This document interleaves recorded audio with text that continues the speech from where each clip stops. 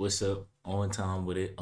Next video is from Anna Solves. I don't know if this is the same as Anna Uncovered, but we're gonna get straight into it. The girl who was killed for rejecting a man. Honestly, that happens a lot. That happens a lot. Or something similar to that. Something similar to that. But without further ado, we're gonna get straight into the video. She went over to her apartment and grabbed her suitcase, but never came out. He said, "I'm the maintenance guy. I heard you're looking for me." Gloves and what else? The blanket. Oh my God, that is my blanket.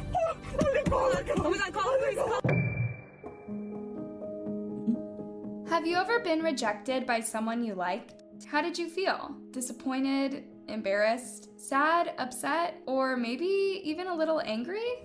But eventually you did get over it, didn't you? Well, the man in this case could not handle being rejected by a girl he was interested in, and he ended up doing something truly horrible.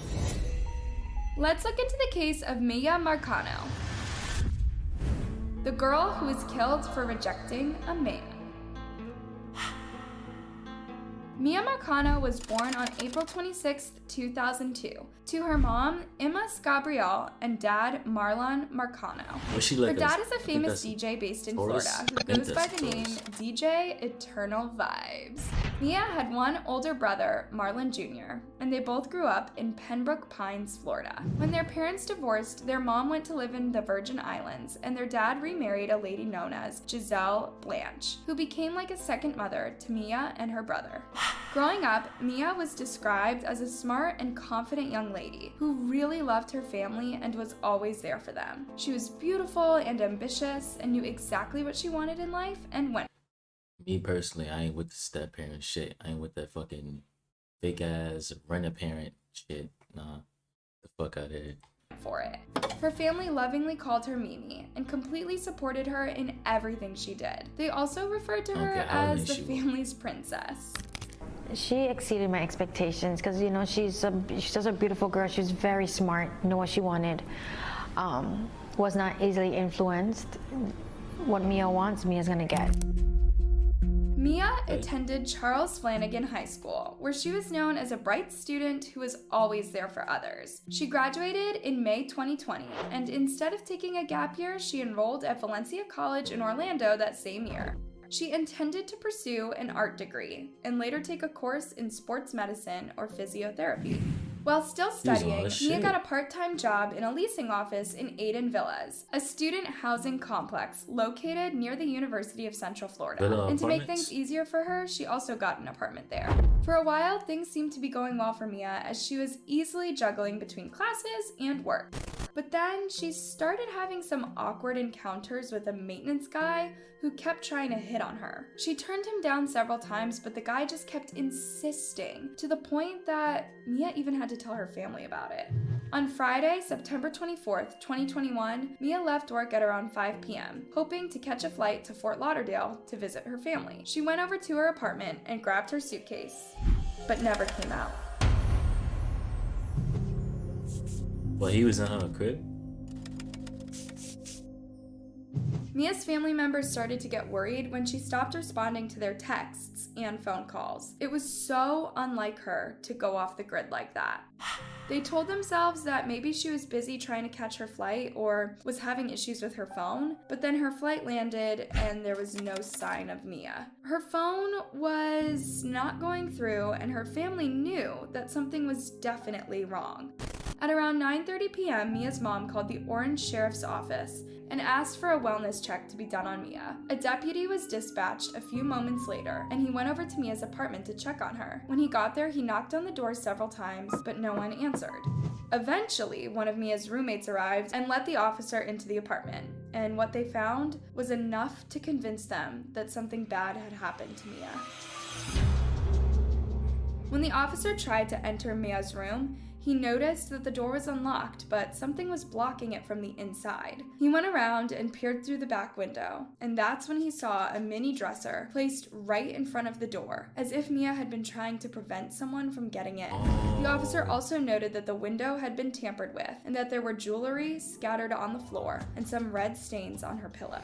The deputy spoke to Mia's roommate, who said that Mia had texted her at 5 p.m. saying that she was heading to the airport. When asked if there was someone in Mia's life who would want to harm her, she mentioned the maintenance guy, Armando Caballero. She said that Armando had been harassing Mia, asking her out on a date, and that Mia had always rejected him.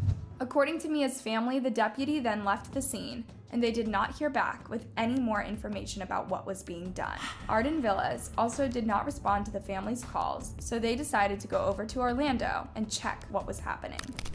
We haven't heard from them. They have not responded to the call from, we call the emergency line on the way to Orlando. They have not even responded to that. They arrived at the apartments around 3 a.m. and called the sheriff's office to the complex to give them access to Mia's room. Apparently, even after all the signs of struggle in the room, the place had not even been declared a crime scene, and so Mia's family had to investigate on their own.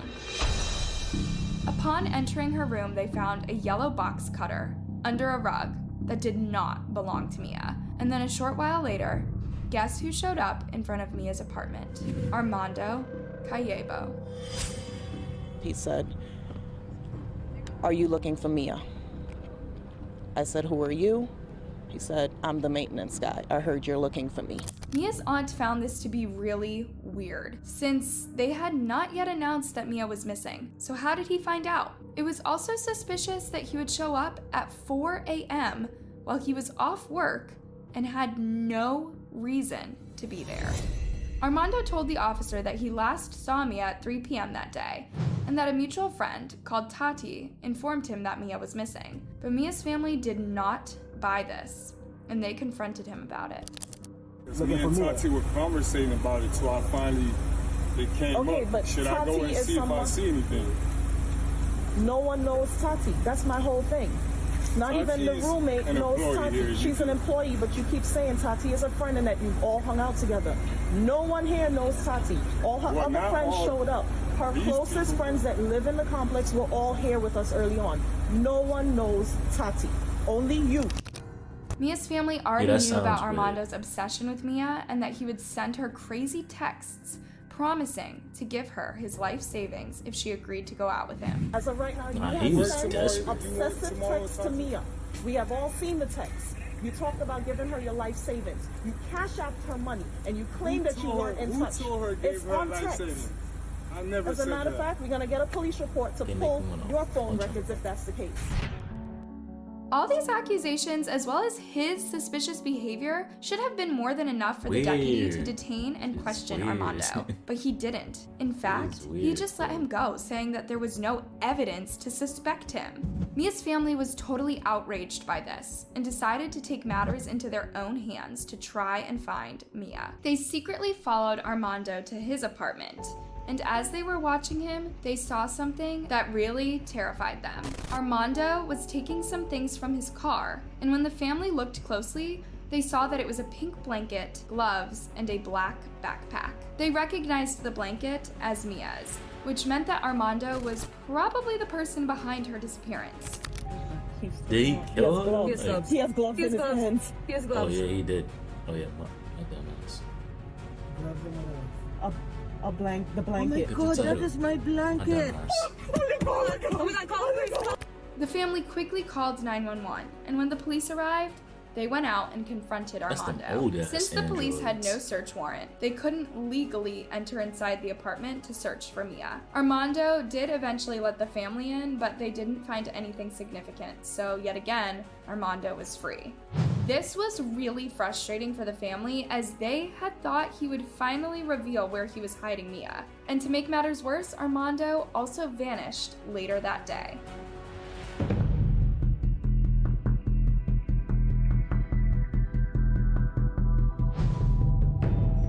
By now, Mia had been entered as a missing person by the Orange County Sheriff's Office. And since Armando was the only suspect in the case, a warrant of arrest was issued upon him on Saturday the 25th at around 4:30 p.m.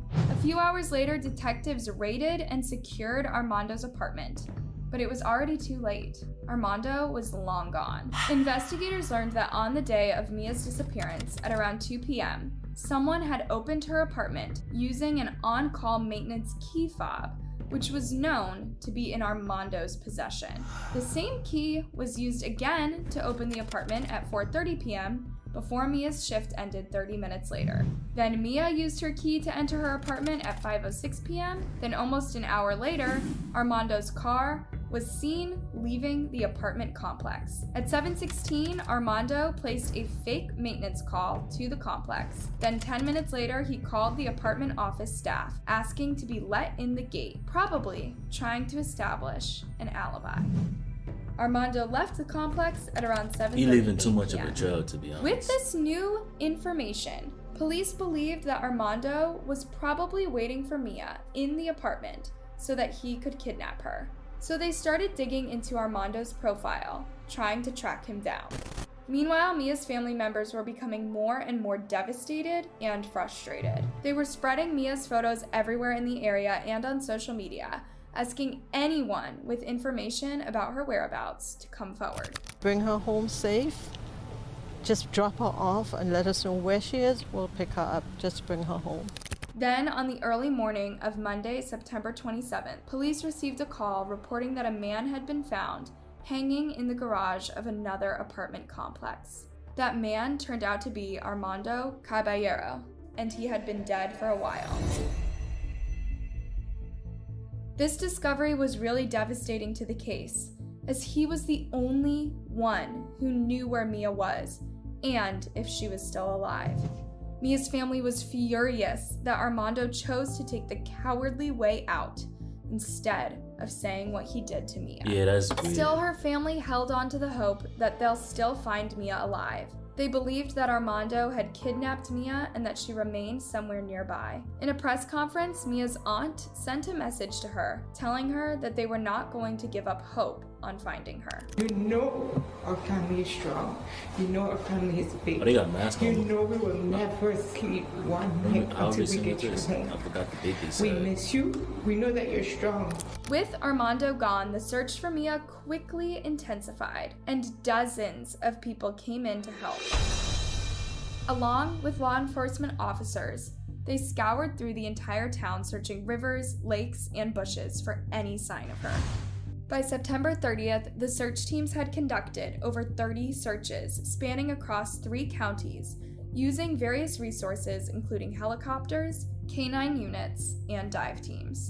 The Sheriff's Department had also established a central operations center in Orange County, where the investigators could process all tips and leads, as well as communicate with people in the field. No bit of information is too small or too insignificant. If someone, knows of something, saw something, recognizes her face, we will take that information, and you can remain anonymous too. We just want the information to try and find Mia. This case gained national attention, with Mia's family calling on the FBI to come and help in the investigation. This request was echoed by a local congressman who took to Twitter to ask the FBI to join the case. The Marzano family is right. The FBI should assist in the search for Mia Marzano. She could have been brought across state lines, so it's key to have their support in the investigation. We will make a request this morning. He later retweeted an update to say that the FBI had joined the case, saying, "The FBI has informed us that they're reaching out to our local field office regarding the Mia Marzano case today." As law enforcement officers ramped up their search efforts around the complex, Well, in my opinion, at least everybody cared enough to, get together and do their part. his family and friends held candlelit vigils to pray for her safe return. Investigators tried retracing Armando's footsteps on the day Mia disappeared and found that he had visited a place called Timber Scan. This is a rough neighborhood in Orlando that's known for all manners of crimes, including gun violence, murders, and narcotics. A lot of people had moved out due to the insecurity, and the area had become a ghost town with abandoned buildings and some that seemed like they're about to collapse. So what was Armando doing there? Investigators found that Armando had lived in this area at some point in his life and therefore knew the ins and outs of the place. Cell phone records showed us that Caballero was in or near the Timberscan apartments on Friday evening between 8 and 9 o'clock. That's the evening that she was reported missing. A search team was sent to the area, and on October 2nd, 2021, they found Mia's body hidden in a wooded area near Timber Scan. Her hands and feet were bound with duct tape, and she had duct tape covering her mouth. Her purse was also found nearby, containing the shirt she was last seen wearing. She was partially dressed in only her jeans, bra, and robe. There was no evidence of trauma, and due to the level of decomposition, the medical examiner could not determine how she really died. They discovered a body we believe to be that of Mia Marcano. About an hour ago, detectives notified Mia's parents of our tragic news. Our hearts are broken. This was not the outcome that Mia's loved ones had hoped for, and they were totally crushed by the news. An emotional vigil was held in Mia's honor as hundreds of people came to mourn and offer their support to the family. I feel defeated. I feel like I failed my cousin, and I don't know how we're gonna get through this. I miss my baby. And I wish she had come home today. Mia's family felt that the management of Aiden Villas was partially to blame for what happened to Mia, saying that they did not do enough to protect Mia. They've since filed a wrongful death lawsuit against the complex. Just to have unfettered access to someone's apartment is irresponsible and is definitely not in the best interest of the tenants. Had he not had the access to Mia's apartment, that this could have been easily preventable.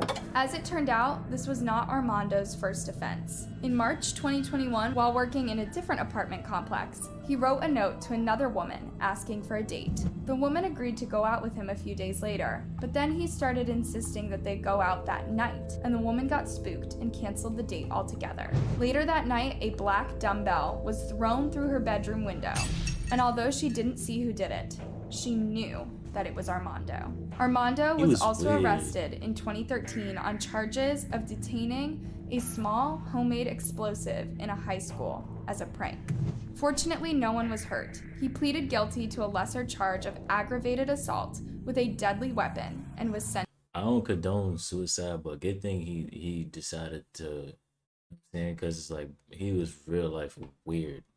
Sentenced to Fucking probation. weirdo. Aiden Villas claimed that they did a background check on Armando before they hired him, saying that this record belonged to another person with a similar name. But what are the chances that two people could have the same first, middle, and last name and also share the Yeah, that's just the dumbest shit ever. Rest in peace to her. Honestly, that just left me lost for words, for real, because like that's just the whole crazy situation. What did you accomplish by doing that? Like, killed her, then you killed yourself. Like, what was the? But I'm not even gonna get too much in it. Thank you if you stayed to the end. Appreciate the support on everything. We're going up, especially 2023. December come. 6 videos a day, Monday through Sunday. And that's it. Catch you on the next video.